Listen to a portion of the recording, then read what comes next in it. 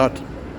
సరే సార్, గత ఎపిసోడ్లో మనం ఏం మాట్లాడుకున్నామంటే తెలుగు విశ్వవిద్యాలయంలో వాస్తును ఒక కోర్సుగా పెట్టినప్పుడు దాంట్లో వాళ్ళ సలహా కొరకు ఒక 5 మెంబర్లను పెట్టుకున్నప్పుడు ఆ 5 మెంబర్లో మిమ్మల్ని పెట్టుకున్నప్పుడు ఆ యొక్క గౌరవాన్ని మీరు పొందడం పట్ల మీ యొక్క ఫీలింగ్ ఏంటనే దాని మీద మనం లాస్ట్ ఎపిసోడ్ ఎండ్ చేసాం.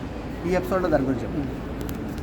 నాకు వాస్తులో ప్రావీణ్యం ఉంది అన్న ఉద్దేశం మొదట గుర్తించిన వారిలో మొదటి వరుసలో మీరున్నారు. Thank you sir. దాని తర్వాతనే తెలుగు యూనివర్సిటీలో ఎన్టీ రామారావు గారు మన రాష్ట్ర ముఖ్యమంత్రిగా ఉండగా ఈ శాస్త్రాలని వీటిని పరిచయం చేయాలి, అందరికి అందుబాటులో తీసుకురావాలని ఒక సంకల్పంతో తెలుగు యూనివర్సిటీలో పీజీ డిప్లొమా వాస్తు జ్యోతిర్వాస్తు కోర్సు ప్రవేశపెట్టారన్నమాట.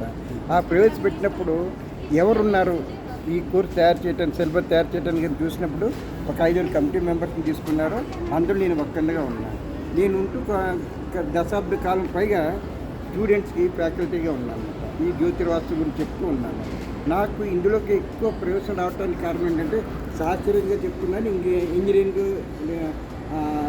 చదవటం వల్ల, ఇంజనీరింగ్ పనిచేయటం వల్ల ఇంజనీరింగ్ ఆవశ్యకత కూడా ఇందులో ఎంత ఉంది.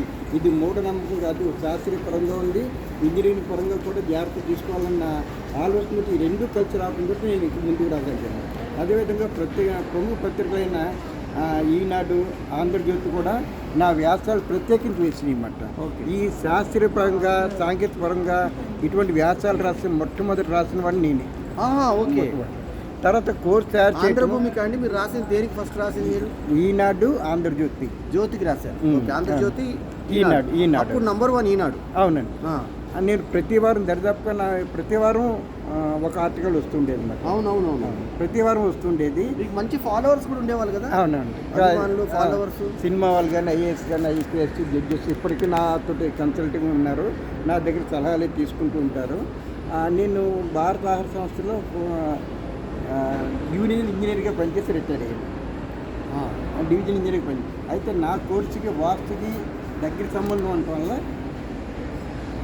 సివిల్ ఇంజనీర్గా నేను ఇంజనీర్గా ఉండటము, ఈ ఇంటికి సంబంధించిన ప్లాన్లు వేయటము, కట్టడం వల్ల ఈ వాస్తు నాకు చాలా ఉపయోగపడింది. ప్రతిదీ కూడా వాస్తు ప్రకారం చూసుకుంటూ సృష్టిలో లభ్యమయ్యే మన సహజ వనరులు అంటే గాలి, నీరు, సూర్యరశ్మి, వీటన్నిటికి సమతుల్యత లోపించకుండా ఇంటి లోపలికి వచ్చేట్టుగా మేము ప్లాన్ చేస్తుండేవాళ్ళం. అందుకని నాకు ప్రత్యేకించి ఒక విధమైన గుర్తింపు ఉంది. వాస్తు నిపుణులు చాలామంది, జ్యోతిష్ పండుగలు కూడా చాలామంది ఉన్నారు. నాకు స్పెషల్ ఏంటంటే నేను వృత్తిరీతి ఇంజనీర్ కావటం, సివిల్ ఇంజనీర్ కావటం వల్ల నాకు ఎక్కువ అవకాశం ఏర్పడింది.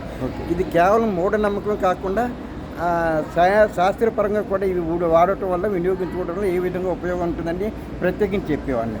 అందుచేత ఈనాటికి కూడా ప్రముఖ దినపత్రిక ఈనాడు వల్ల నా ఆర్టికల్స్ వేయడానికి కారణం అది. ఓకే. సో ఒక రకంగా ఈ యొక్క వాస్తుకు సంబంధించినటువంటి రైటర్స్లలో మిమ్మల్ని పితామహుడు అని పెట్టి చెప్పుకోవచ్చా? ఎందుకంటే అలా చెప్పడానికి ఎవరు లేదు, ఆ విధంగా చెప్పడం సరైనది కాదు. బట్ నేను రాసిన ఈనాడు వాస్తు బుక్ అనేది లైబ్రరీస్గా తీసుకున్నారు. అంటే అది చాలా గొప్ప విషయం. అదేవిధంగా స్టూడెంట్స్ రిఫరెన్స్ బుక్ లాగా తీసుకున్నారు. అంటే తెలుగు యూనివర్సిటీలో స్టూడెంట్స్కి ఇది ఒక రిఫరెన్స్ బుక్గా తీసుకున్నారు. అవునా? అట్లా లైబ్రరీ గౌరవం దొరికిందా? లైబ్రరీగా కూడా తీసుకున్నారు. ఈ క్రమంలో నేను ఎక్కువ మందికి అందుబాటులో ఉండడానికి ఆకర్షణ. ఓకే. కానీ నిజంగా వాస్తు అనేది మూడో అమ్మకం అంటారా సార్? నిజంగా ఉందంటారా? ఇప్పుడు జనరల్ ఏం వాస్తు అంటే సింపుల్ ఒకటి అంటారు సార్, ఈశాన్యంలో ఖాళీ ఉండాలి, ఆగ్నేయంలో వంట ఉండాలి, వాయువ్యంలో ఏమున్నా పర్లేదు, లేక నైరుతిలో గొయ్యి ఉండకూడదు, నైరుతిలో బరువు ఉండాలి. ఇంతే వాస్తా? ఇంకేమైనా ఉందా వాస్తు అంటే? ద్వారాలు పెట్టడం కానీ, కిటికీల గురించి కానీ, ఫ్లోర్ లెవెల్ కానీ, ఫ్యామిలీస్ కుటుంబాన్ని దృష్టిలో పెట్టుకుని ప్లాన్ చేయడం జరుగుతుంది. ఓకే. ప్రతి గదిలో గాలి వెళ్తూ రావాలి.